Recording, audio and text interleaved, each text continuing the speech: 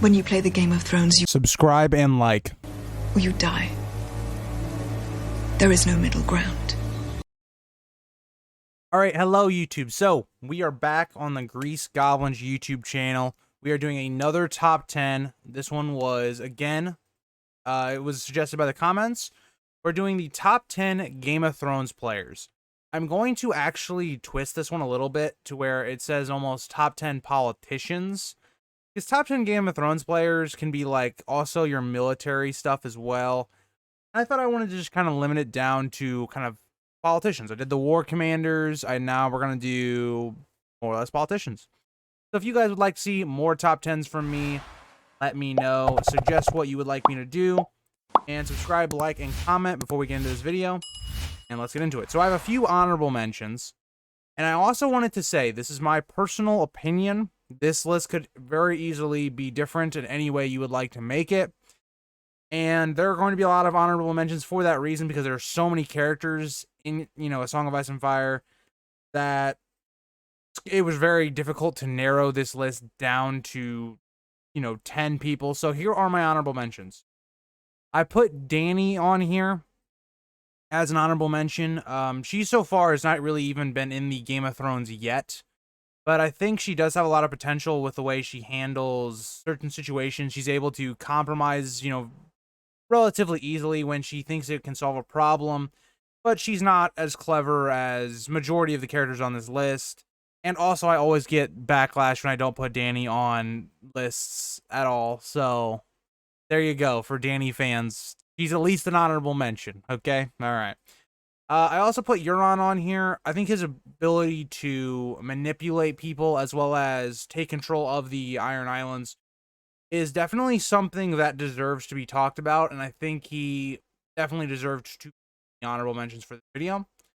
Ariane, if you don't know who Ariane is, she is basically the eldest daughter, or eldest child, of Duran Martel, and she basically, within the books, has kind of her own little plot she tries to do.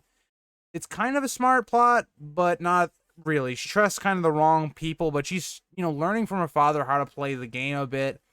And right now she's trying to, more or less, probably going to try and manipulate Aegon or Aegon in the next book. And I think she's learned how to manipulate people, and she's someone that's kind of like Cersei, but does it in the right way of how to manipulate people with, being a woman and manipulating men with, And yeah. So, I also put Stannis on here. I know. Stannis the man us all the way. But as a politician, I don't think he's top 10. I hate to say that because Stannis is my favorite character. But he's an honorable mention. He is not good at making friends, for one. And two, he is not the best, I would say, at playing the political game because he doesn't want to. When he does, he's pretty decent at it, but he doesn't like to play it. So that is why I put him as an honorable mention. The last honorable mention that I decided to go with was Cersei. Now, I really put her on here more for people that think Cersei was good at the Game of Thrones, basically. She's not. She's probably one of the worst players out there. She has single-handedly made the Lannisters' lives hell. Like, I get it, right? You love who you love, but really, Jaime? Oh, that's probably the worst situation you could possibly do to put your family, in a really bad situation. Two, she's lucky she got out of the first book alive. If Robert Baratheon dies even a week later, right? Let's say he goes on the hunt, he's fine. And he comes back, Cersei's dead. Ned tells, Robert what happened. Boom, Cersei, they're all dead. Okay, so very lucky in that situation. She's really bad when it comes to playing the game with her brother Tyrion. And as we continue on, we just see her thinking, and she's very good at isolating her allies and really not making friends, really. And for a lot of reasons, she's just not on the list, and I don't think should be on anyone's list.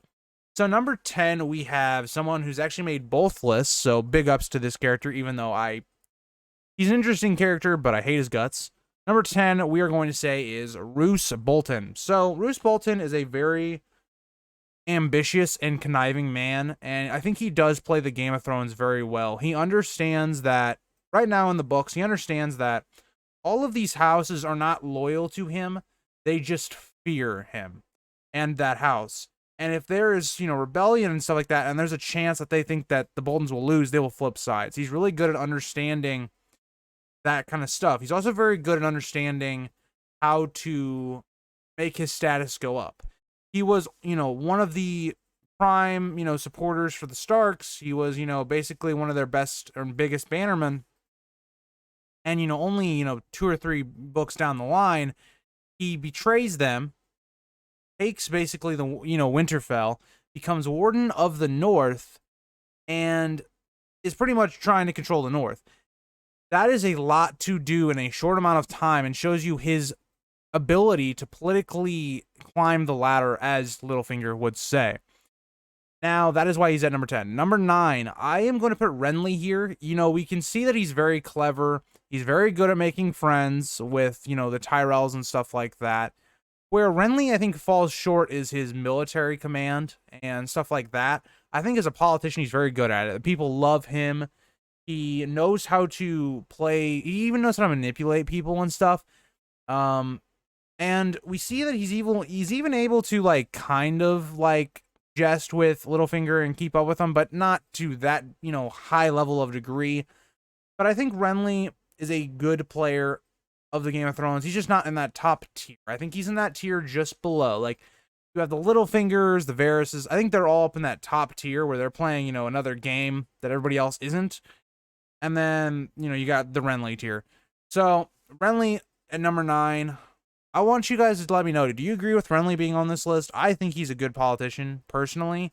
As well as we see, in the first book, where he's smart enough to realize we needed to take the Lannister children into our own custody and not let this keep going, because the more time we give Cersei, the more time she has to prepare. All right, number 8. I have Duran Martel.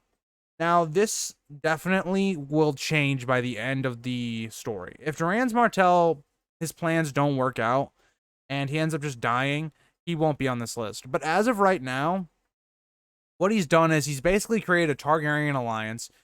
He has stayed out of most of these wars, keeping his troops very fresh. We see that he can play the political game and, parlay with the Lannisters, who he obviously hates.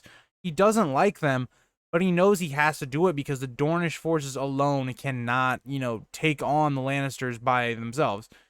So he's pretty much, what I think is going to happen in this next book is he's going to go with Fagon and Aegon, whichever you want to say he is. And we see that his plans of this Targaryen restoration could definitely work, that they could, eventually get their revenge, which I think is a big possibility that we could see. And that is why I believe Duran is number 8. I think he's very clever, and I think he's very good at the political game. Number 7. This might come as a surprise, but Walder Frey. Now, I have Walder Frey at number 7 because, think about it. He's a very good person at realizing when he can benefit and how to make alliances, right? So let's look at Walder Frey, what he does politically throughout the story. So we start with, he realizes he has leverage on the Starks when they're trying to cross, the twins. And what he does is he goes, okay, I can sit here and I can just let you die. If I don't open these gates, you will die to Tywin. Tywin will come around. You'll be trapped in between us and the Lannisters. If you storm the twins, you'll lose a ton of men and the war will already be over, right? So what does Walder Frey get out of this? Which, inherently, I think Catelyn did a terrible job of negotiating, but Walder Frey basically gets a Queen of the North. He then also marries another person into the Starks with, Arya would have been married to one of the Freys. And he gets a bunch of Freys into Robert's camp, Robb Squire is a Frey. He gets all these people into Robb's camp, and it boosts his status a ton. Now let's think, when Robb's campaign starts to fail, and the Red Wedding does start to happen, what does Walder Frey have to gain from this? Tywin is going to give him basically Riverrun and basically help give him, control of the Riverlands.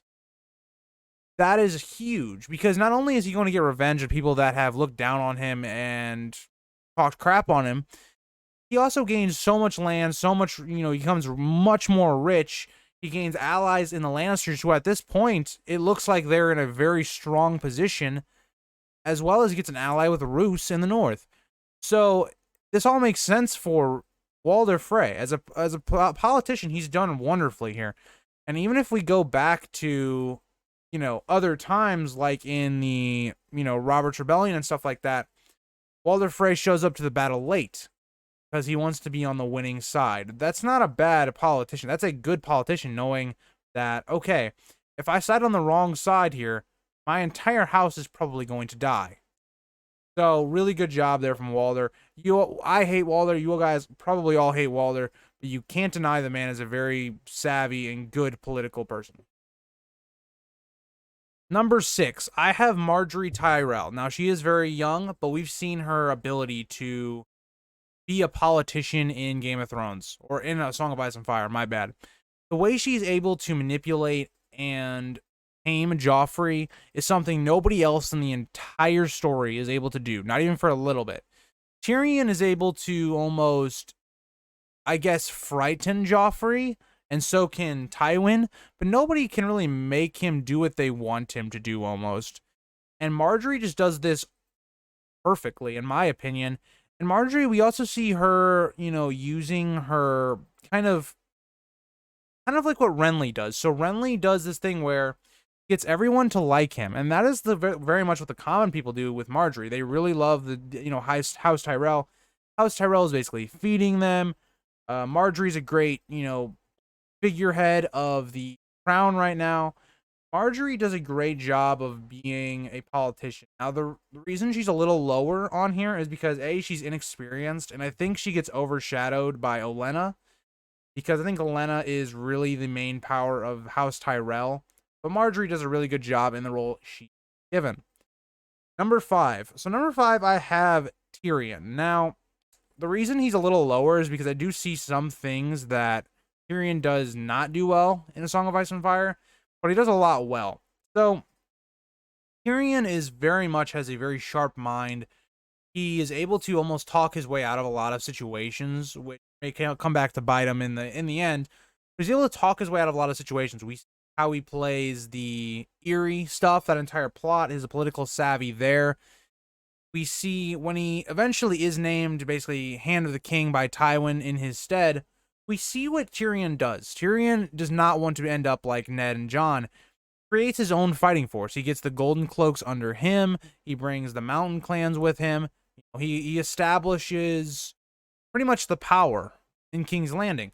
Cersei can't really do anything against him at this point because he controls all the forces of King's Landing almost. And we see him dispose of Jaina Slynt, which is a good move. Some people, it's a move where, like, yes, Jaina Slynt was loyal to the Lannisters, but he was more loyal to Cersei.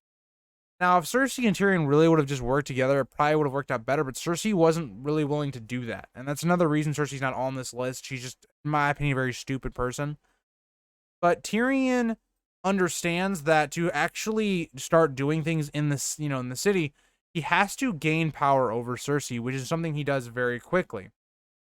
Now, Pycelle is another person he, imprisons or whatever, but it's weird because it's something that, like, yes, he was loyal to the Lannisters, and he's more loyal to Tywin than really Cersei, but it's someone that informs on Tyrion, betrays Tyrion. It makes sense. Tyrion's trying to build people that are loyal to him and not Cersei, and it's another good political maneuver. We even see his good political maneuvers when he is basically, using the chain and wildfire to a better use than Cersei would have ever. And that is something that also can be, used for Tyrion as a military strategic mind as well, but I think that really goes to show his political game. Now, where Tyrion starts to fall apart is once you lose power, he makes a lot of enemies. He doesn't make a lot of friends. He makes a lot more enemies. And we see this comes back to bite him in the butt when he's on trial. A lot of people that he makes enemies and basically, doesn't treat well come back to bite him, and that's a big reason the trial goes so badly for him. And that is why I think Tyrion he's a very good politician, but I think he is number 5 on my list. Number 4. So this is where I think this is the GOATs. The next 4 are the GOATs of playing the game. And we start out with number 4 with Olenna Tyrell. Olenna is the driving power behind the Tyrell's power. Look what she's been able to do without getting any bloodshed, really. Without getting them in any wars, with being pretty much the most powerful house, in my opinion, in the current story. They've taken no losses, nothing. So she basically has gotten the Tyrells to where they are kind of what the Lannisters were at the beginning, where they got Marjorie married to Joffrey, just like Cersei got married to Robert. And then we also they get Loras into the Kingsguard to protect Marjorie, like Jaime was in there with Cersei. Very similar the way those two houses have worked so far. And Olenna is very good at outwitting people. She can battle with the best of them words-wise with people like, Tyrion and others, like Tywin and such. And she definitely understands what's going on. I think her foresight to say, hey, we need to kill Joffrey, and makes way more sense. We can really manipulate Tommen. It makes a lot of sense for Olenna, and I think it's a really good political maneuver for her. And that's a lot of what I wanted to talk about with Olenna. I think she's a very smart character, and I cannot wait to see what she tries to do in Winds of Winter, and more books if she survives. Number 3, we have Varys. So you guys might be surprised I didn't put him at number 2, or 1, but I think Varys is a character that he's a very weird character. He definitely is very good at getting what he wants to happen. As we see, his motivations are very mixed on what he tells people. He tells people that, it's for the common good, for the good of the people, for all this other stuff.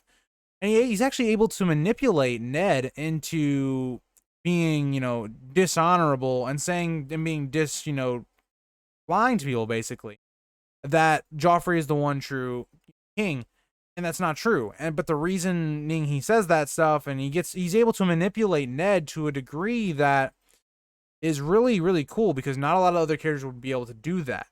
But the thing is, Varys isn't really about that. We've seen there have been multiple peacetime things, like with Robert Baratheon, and he's trying to overthrow Robert Baratheon. Littlefinger just beats him to it because Varys wanted basically this to be delayed a little bit. He wanted this to come a little later. But the thing is, during Robert's reign, the kingdoms were a very easy peace. It was a very good time for the kingdoms. Why would you want to take out Robert? It makes no sense for me. Unless you factor in that he really doesn't want peace. He just wants a Targaryen or a Blackfyre, which I made an entire video on Varys. If you guys want to see it, it's one of my best videos on the channel, in my opinion. And Varys really just has a lot of mixed motivations that nobody ever knows what he's going to do next. I think one of his, better things that he does in the story is the last thing we see is him basically killing Kevin Lannister and Pycelle. It creates so much more chaos within King's Landing for Aegon that it's a masterful move. And getting into number 2. So number 2 is Tywin. I debated this for a while of who I was going to put as 2 and 1, because it's very difficult, because I think both these, players of the game do a masterful job, but I think Tywin is number 2. So Tywin, the only thing Tywin is really outdone by is Tyrion, and not understanding Tyrion as a character. But besides that, he is fantastic. He knows exactly how to manipulate people, how to force them into doing things, how to get what he wants, more or less, to get his family in a better position. The way he handles everything with the Red Wedding is fantastic. Oh, you know what? Another thing I want to say about Ruse Bolton, he also has the foresight to send Jaime Lannister to Tywin to gain favor with him. I just wanted to bring that up now that I'm thinking about that with Tywin. But yeah, that's another good political move from Ruse. Back to Tywin, though. Tywin is just a genius, in my opinion. He is the epitome of a good politician. And he doesn't have a lot of scheme. Well, he has a lot of schemes, but he doesn't have a lot of, backstabbing type stuff going on like some of these other characters, but he just genuinely knows how to get what he wants. And we also see he understands how to run a kingdom as well. When King Aerys, or the Mad King, was the king, Tywin was basically ruling the kingdoms. And we also see how he is able to deal with, disloyalty and stuff like that. I believe Tywin definitely deserves to be at least in the top 3 of any of these lists that you guys, say in the comments. He should be at least in your top 3. At number 1, we have Littlefinger. I don't know if this was really a surprise for a lot of you guys, but Littlefinger is the reason that there is a story. A Song of Ice and Fire is based basically upon Littlefinger playing people against each other. And you know what's funny is Littlefinger, there's even a theory, which is a video I've been wanting to do. It's just I have so much content right now that I've been trying to pump out, and I haven't gotten a chance to do that because that video is going to take a little bit of research as well. Is Littlefinger might have actually had a hand to play in the starting of Robert's Rebellion as well, because where the timing meets up and how it kind of matches up, Brandon Stark would have probably met up with Littlefinger when he was looking for Lyanna and Rhaegar, and Littlefinger could have started this lie / rumor that Rhaegar actually kidnapped Lyanna and all this stuff. So it is a very plausible that Littlefinger could have started more or less Robert's Rebellion as well. And Littlefinger is masterful basically thinking of how, hey, I can get Sansa out of King's Landing because he wants her and can use her for other things. And he, gets rid of Joffrey, who's an unstable king at this point, and also gains, favor with the Tyrells. You also see other things where, Littlefinger basically brings the Lannisters and the Tyrells together, giving himself more power. He's able to manipulate Lysa in the Vale, and eventually he's taken power there. He is by far, in my opinion, the best player of the game, and is the most underrated within the characters of the story itself. You look at Tyrion, and something that'll always stick with me is, even when Tyrion is looking to overthrow Littlefinger, and he's thinking about basically arresting him and stuff like that, Tyrion, with having all the gold cloaks, all these people, still he's not even sure if he can take Littlefinger out, because he doesn't know who's under Littlefinger's thumb. He doesn't know what will happen. And Littlefinger is that influential of a character that he, in my opinion, is the epitome of what A Song of Ice and Fire is, and is one of the best characters within the book and show. The way they did him on the show is terrible. That's just not Littlefinger anymore. But yeah, thank you guys all for watching. I hope you guys all enjoyed this video.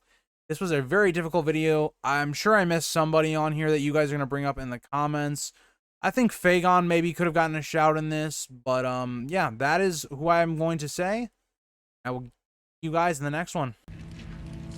If you think this has a happy ending, you haven't been paying attention.